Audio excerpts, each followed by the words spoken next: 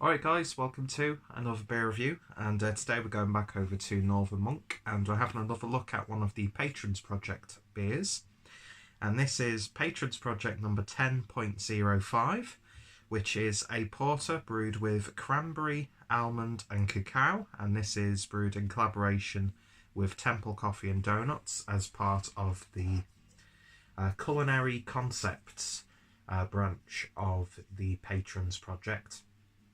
Now, I had the, I think it's a Raspberry Ripple, I think it was called. I can't really remember.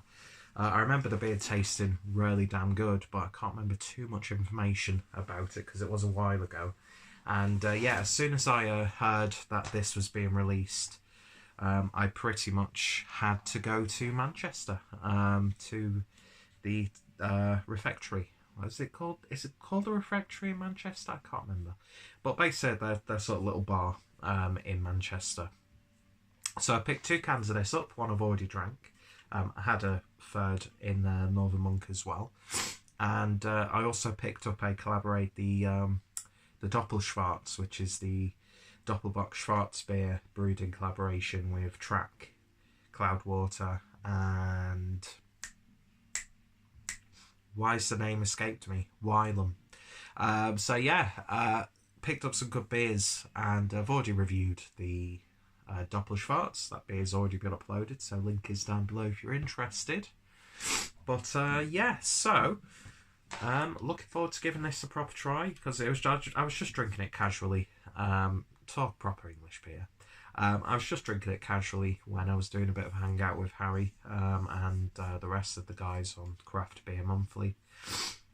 So yeah, I will say though, out of trying it on tap cold in Northern Monk and then trying the first can that I had, I actually liked it on tap more. So let's see if we can get anything else out of this. So yeah, it's a porter clocking in at 5.4% ABV.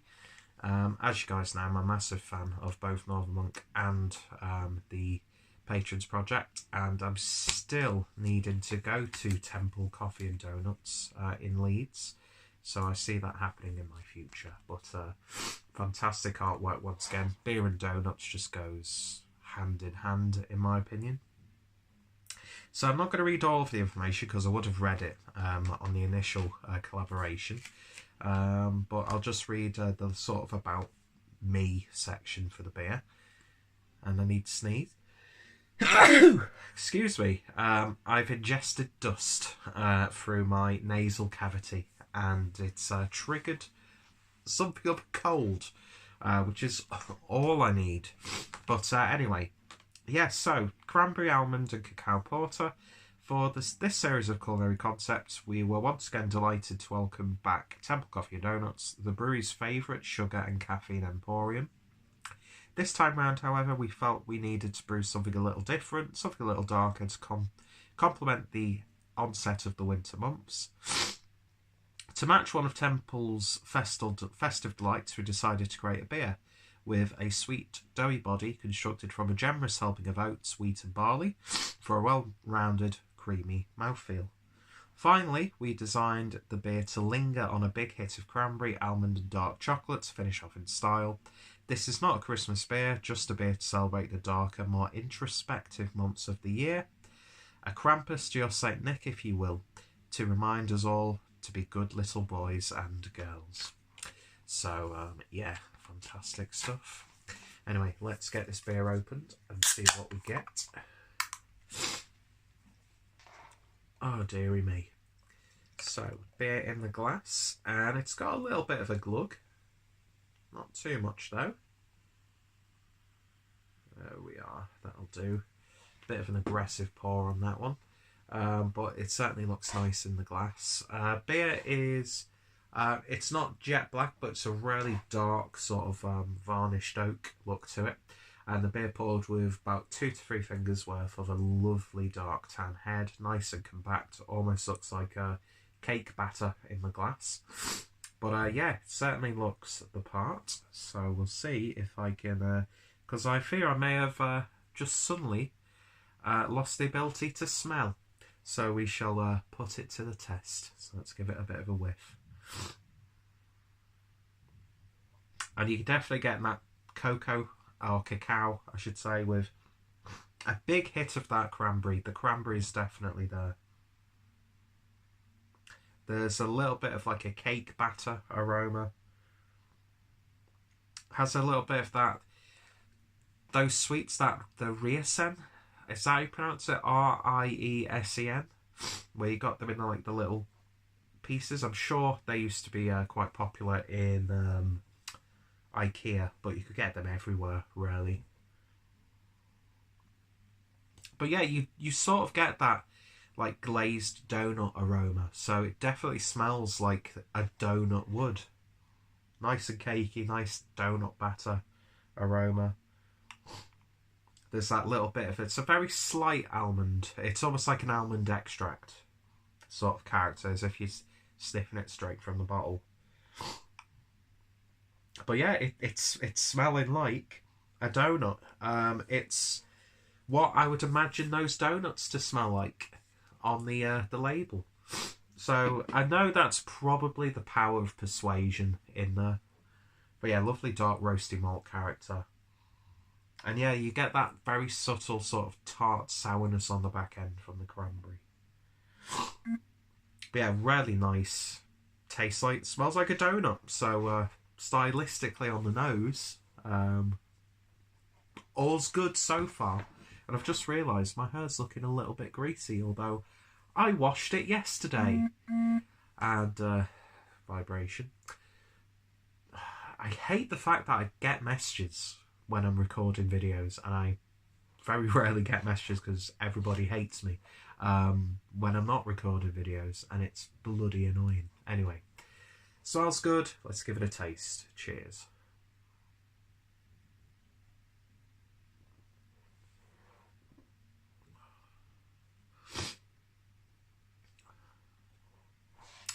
The one thing I will say, it promises to have this bold, silky body, and I'm not getting that. I'm getting the body of what you would expect a 5.4% porter to have. It's not light, it's not watery, but there's no sort of like decadence. It's sounding like I'm really bashing it, but I'm not. It's just, with that amount of oats that they would have used in this, you are expecting it to be a little bit more on the chewier side. But you're not really getting that. It's got that sort of consistency of when you've had cereal or sort of like Weetabix or shredded wheat or something like that. And there's still little bits and bobs in the milk, and it's all very slightly congealed, and you get a little bit of texture. That's what the sort of body I'm getting. It's slightly like a skimmed milk mouthfeel, out more than anything.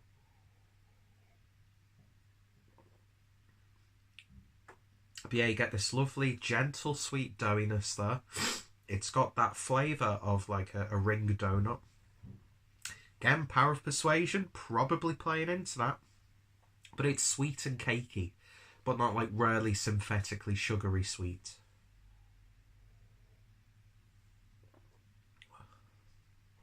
You're definitely getting that almond a lot more on the flavour. And I was saying on the nose it was sort of like almond extract, but this like ground almonds in there. And they're working really well with the oats. Sort of reminds you of cinnamon stars if you've put a little bit too little. If you put too little, if you haven't put enough cinnamon in there, but you still get that sweet nuttiness and the texture. I don't think it's as good as the one I had mid to late last year, 2018. But it does remind you of a donut. The cacao's just the right amount, not too bitter, not too sweet, not too light, not too dark. You definitely pick up that cranberry on the back end. That does linger, actually, to the point where it's almost like you're drinking a dessert liqueur, but obviously nowhere near the booziness that you would expect. So you get that sort of like earthy bitterness, but it's just balanced nicely by this subtle cranberry. I wouldn't necessarily say it was a cranberry flavour, but you get that sort of like subtly tart berry note on the back end. I've got to admit, when I had the can the other night, it was just drinking way too easy. There was no complexities to it, but that was obviously because I'd had a couple of beers beforehand, before going into it, and I knew I wasn't, trying to pick out flavours because I wasn't sat in front of a camera recording a review. But actually thinking about the beer, I really like it. It's a nice porter. I'm not usually a fan of porters at this strength because I just think they lack a little bit of something. And this slightly has that. But it does taste like a donut.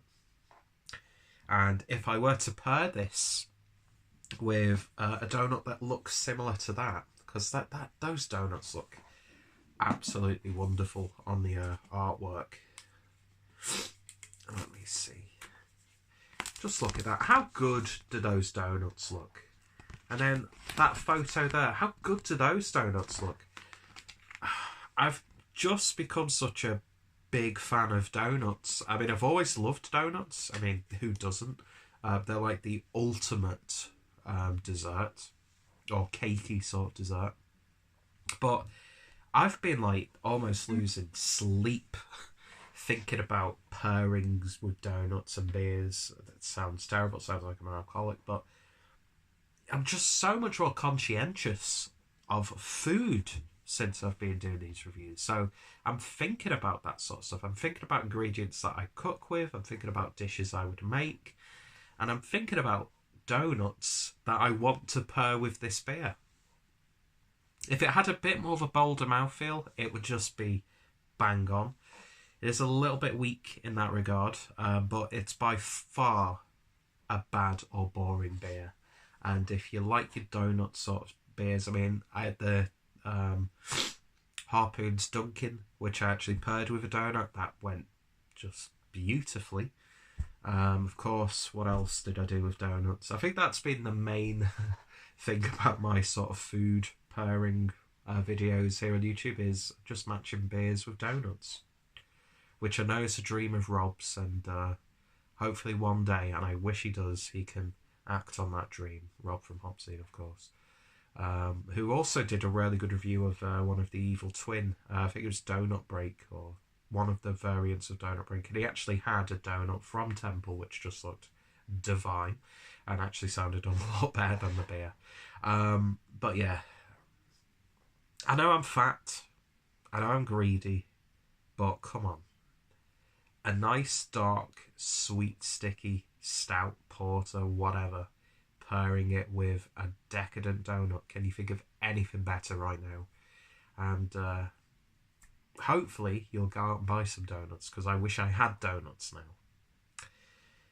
I always wish I have donuts. Anyway, I think Northern Monk have done a terrific job with this, as have, of course, Temple, because, of course, they've got to be involved in some way. So, of course, check out Temple Donuts, check out Northern Monk, check out my Patrons Project playlist. If I remember to, I'll put the other donut beer in the description.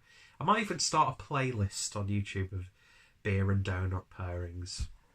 Maybe I should do that. In terms of a rating, I give this one an 8 out of 10. It's still rated very highly, but it just... there's a tad bit of a disappointment to it, because it could be so much more for me personally. I mean, this might be decadent enough for a lot of people, you know, because who cares about my opinion at the end of the day? Do you know what I mean? I can imagine this as being a very popular beer, because there was a big fuss about it when it was being released on like Instagram and stuff like that. And yeah, so I'm glad that I picked up 2 cans. So I got to actually enjoy it casually. Tried it on tap, which I still think has been the best version of this. It just seemed a little bit more creamy on tap and a bit more sweet, actually. But drinking it room temperature out of the can, it's still a wonderful little beer. It really, really is. So 8 out of 10, not too shabby. And Northern Monk just doing what they do best, brewing these wonderful collaborations. I love the Patrons Project series, and yeah, off to a great start with my first Patrons Project of this year, although I think they've already released a couple up to this point. What am I talking about? Just shut up and drink your beer, Peter. Anyway, so check out Northern Monk, check out Temple Coffee and Donuts, check out the playlists that I've mentioned, check out Rob's video if I remember to put it in there. If any of my friends and fellow beer tubers have reviewed this one, their links down below as well. And yeah, thank you guys for watching, and I shall hopefully see you all later. Cheers.